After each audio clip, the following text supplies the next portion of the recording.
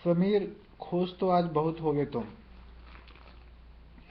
समीर, खुश तो आज बहुत होगे तुम। फरहा ने मुस्कुराते हुए अपने पति समीर से सवाल किया।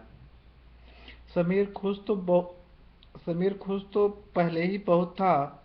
फरहा की मुस्कुराते अंदाज और प्यारी बातों ने समीर को और भी रोमांटिक बना दिया। समीर ने अपनी गर्दन घुमाई और चारों तरफ नजर डाली। बच्चे सब अभी तक सो ही रहे थे। मौका अच्छा था। फरहा को बाहों में जकड़ा और जी भर के प्यार किया। दरअसल समीर की आज सुहाग रात थी, लेकिन फरहा के साथ नहीं, बल्कि दूसरी बीवी हसीना के साथ। फरहा दो बच्चों की माँ थी और बच्चे भी बड़े होने लगे थे। पर फरहा का स्वास्थ्य उस कदर नहीं था कि हट्टे कट्टे और रोमांटिक समीर को शयन कक्ष की खुशियां दे सके। फरहा समीर के तीसरे बच्चे की ख्वाहिश को भी भांप चुकी थी, लेकिन फरहा समीर से बेपनाह मोहब्बत करती थी और हमेशा और हर हाल में समीर को खुश देखना चाहती थी। ऐसा ही प्यार समीर का फरहा के लिए था।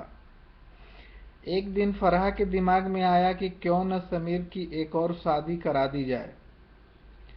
अक्सर औरतें सौतन के नाम से ही जल भुन जाती हैं, लेकिन यह फरहा का प्यार था कि उसे सौतन स्वीकार थी, पर समीर की खुशियों में कमी हो यह कदापि स्वीकार नहीं था।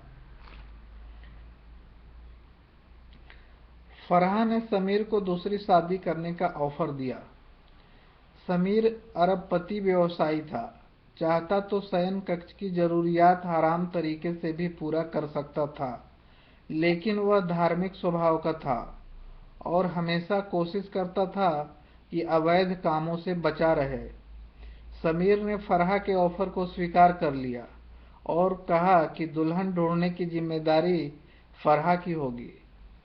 फरहा ने अपनी जिम्मेदारी निभाई और खूबसूरत हसीना का चुनाव समीर की दूसरी दुल्हन के लिए किया। रात समीर और हसीना की सुहाग रात थी। फरहा दूसरे रूम में अपने बच्चों के साथ सोई थी, लेकिन फरहा के आंखों में नींद कहाँ। वह तो रात भर समीर की खुशी की कल्पना में डूबकर खुद भी खुश हो रही थी। उसे इंतजार सुबह का था। उसकी इंतजार खत्म हुई। समीर के रूम का दरवाजा खुला और समीर बाहर निकला। फरहा तो इसी इंतजार में थी कि समीर की खुशियां बांटी जाए। नजर मिलते ही फरहा बोल पड़ी, समीर, खुश तो आज बहुत होगे तुम।